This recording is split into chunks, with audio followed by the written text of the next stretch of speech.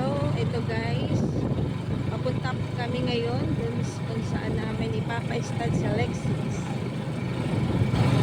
Dito sa, hahanap kami ng kanyang poging jowa. Ayan. Tawan-tawa si Lexus.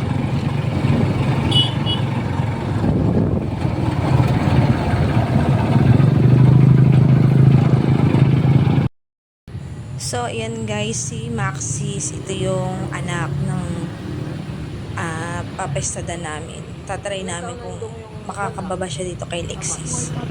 Ayan. Medyo di pa masyadong palagay ang aming Belgian.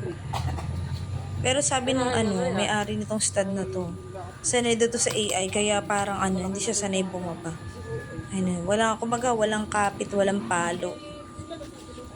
Pag hinahawakan mo naman yung kanyang putotoy, nahihiya siya, titingnan ka pa niya. Kaya hindi namin masyado siyang pinipilit. Ayan. Kung nakikita niyo yung tatay niya na yun, galit na dito sa anak kasi hindi nga mababahan. Ayan, hinahawakan na din na, ina-assist na din na, pero talagang wala eh. Mahirap pala pilitin yung ganito mga virgin, hindi pa siya nakakababa ng ganito. Kumaga sa ng aso na yun, mababa dito, pero pure breed naman tong aso namin, kaya lang yung taas nito hindi Maxis, hindi talaga abot. Ayan, ikot-ikot, amoy-amoy, pero talagang wala eh. Ipasok mo anak, alalayan mo dapat, marunong ka anak, makikikagati naman eh.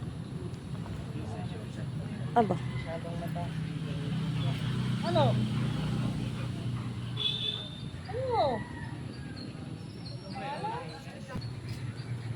Alalayan mo anak si Lex. Alalayan mo nga, be. Hindi. Hindi po. Alalayan mo anak si... anak pati. Napakabain pag may ganayang babae. Pero pag wala. Yan lang yun, nakakatawa. Pag wala po, yun lang naman pong diyan pupunta. Talagang siya nakakatawa. Alalayan mo ya. Yan ay naiilang pag may pag yung may Naiilang siya. Bagal mo ako na lang anak. Ano gusto mo ikaw? Gusto mo ikaw? Tanong mo sa kanila. Pumingin ng tulong. Max, sa ito'y mahanga pa eh. Pagod na. Yan kaya anak. Yan anak. Po kayo. Ay sige, kung yan na lang, di ba? Yan naman ang masyado na tong pagod. Sa tayo mataas. Oo nga. Ay naiilang naman.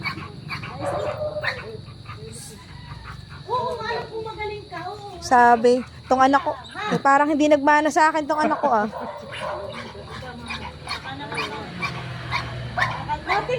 Ayun, anak, nahihiya. Yun, Cedric.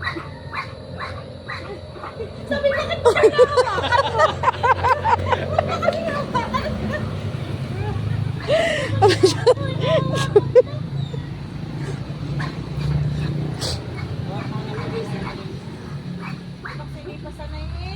Hindi pa sanay.